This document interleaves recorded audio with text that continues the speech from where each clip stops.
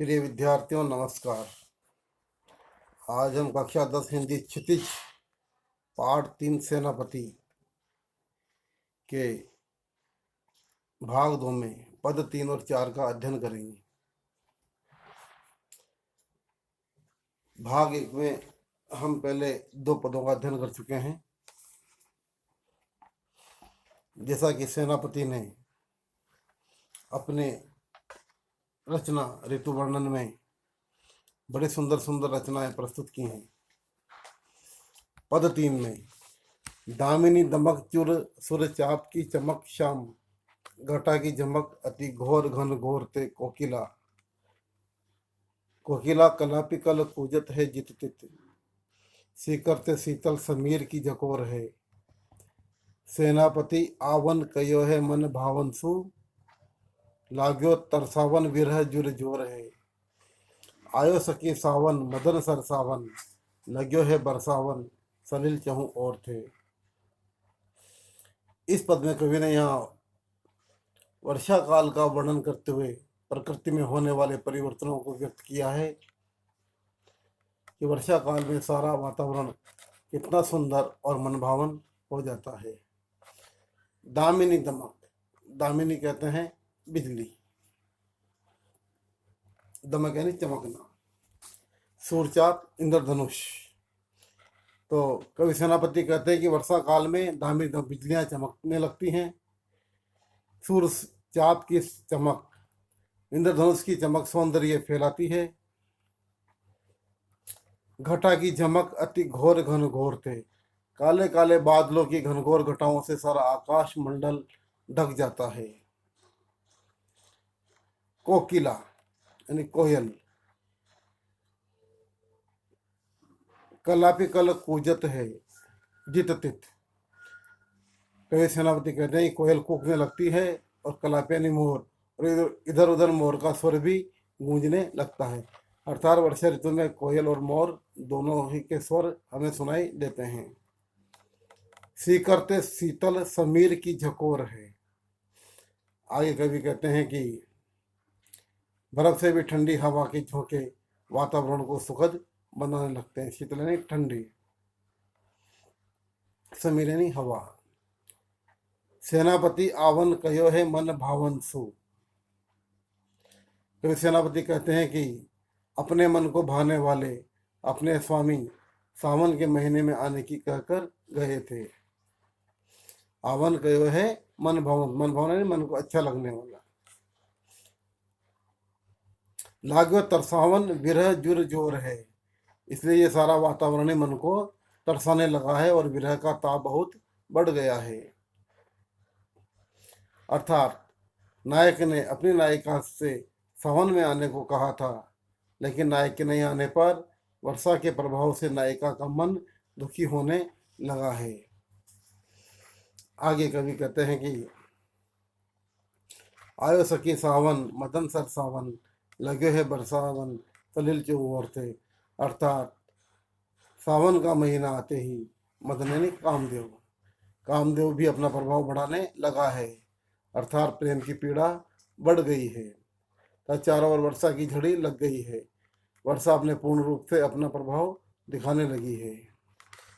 तो कवि ने इसमें कवि की यह भाषा सहज, रोचक और बहुत प्रभावपूर्ण है। कवि ने वर्षा काल के प्रभाव को इसमें बड़ा सुंदर व्यक्त किया है। वर्षा काल सुखद सौंदर्य को प्रकट करने वाला और मन में कामनाओं या इच्छाओं को बढ़ाने वाला माना जाता है। यह सुख का बड़ा सुंदर रूपक है।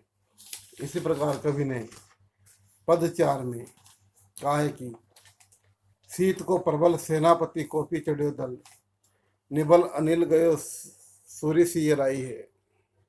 हिम के समीर ते बरसे विषम तीर, रही है गरम भवन कोनन में जाई है। धूम नैन बहे लोग आगे पर गिरे हैं, ये सो लगाए रहे नेक सो लगाई रहे। मानो भीत जान महा शीत है पसारी पानी, छतियां की छां रखो पावक छिपाई के। इसमें कवि ने शीत ऋतु की भीषणता का वर्णन किया है। कवि कह रहे हैं कि शीत को प्रबल सेनापति कोपी चढ़ियो दल, सेनापति कहते हैं कि शीतकाल का प्रकोप बड़ी तेज गति से बढ़ रहा है। ऐसा लगता है जैसे यह क्रोध करके अपनी सेना सहित आक्रमण कर रहा है। कोप यानी क्रोध, क्रोध से दल बल यानी सेना सहित चढ़ करके आ गया है। निबल अनल, निबल यानी निर्बल, कमजोर, अनल यानी आग, आग कमजोर हो गई है। गयो सूर्य सिर आए थे, सिर यानी ठंडा हो जाना, सूर्य यानी सूर्य। तो कवि ने कहा है कि आग ठंडी हो गई है और सूर्य भी सिर आ गया था, ठंडा पड़ गया है, सूर्य का प्रभाव भी कम हो गया है। आगे कवि ने कहा कि हिम के समीर ते ही बरसे विषम तीर, कहना मतलब है कि शीत के प्रभाव से बर्फ जैसी ठंडी हवा बह रही है, जैसे बर्फ के भीषण तीर बरस रहे हैं। रही है गर्म भवन कोनन में जाई है। आगे कहा है कि गर्म वातावरण से भवन के कोनों में ही मिल पाता है, अर्थात मकान के कोनों के अंदर ही हमें गर्म वातावरण मिल पाता है। बाहर तो चारों ओर शीतलता ही शीतलता दिखाई दे रही है। धूम नैन बहे, हम देखते हैं कि सर्दी की ऋतु में चारों ओर लोग क्या है, आग जला करके आग तापने लगते हैं, गर्मी प्राप्त करने का प्रयास करते हैं, तो आग जलाने से धुआं निकलता है। इसलिए कवि ने कहा है कि धूम नैन बहे, यानी आंखों से, धुएं के कारण आंखों से आंसू बह रहे हैं, लोग आगी पर गिरे हैं, यानी सर्दी से बचने के लिए लोग आग पर जलाकर उस पर गिरे जा रहे हैं। ये सो लगाए रहे नेक सुलगाई हैं, और फिर भी लोग आग के पास बैठे हैं, थोड़ी सी आग सुलगा कर ही अपने हृदय से लगा रहे हैं। मानो बीती जानी महासीत ते पसारी पाई।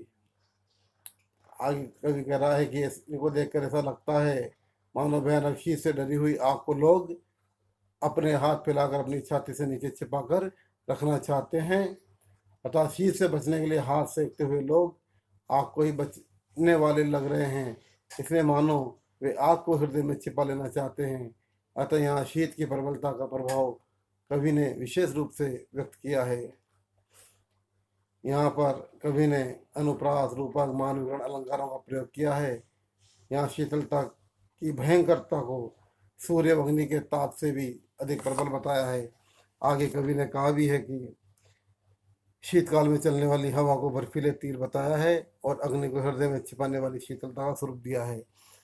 आज का पाठ हम ये समाप्त करते हैं। इसके प्रश्न उत्तर हम अगले भाग में हल करेंगे। धन्यवाद।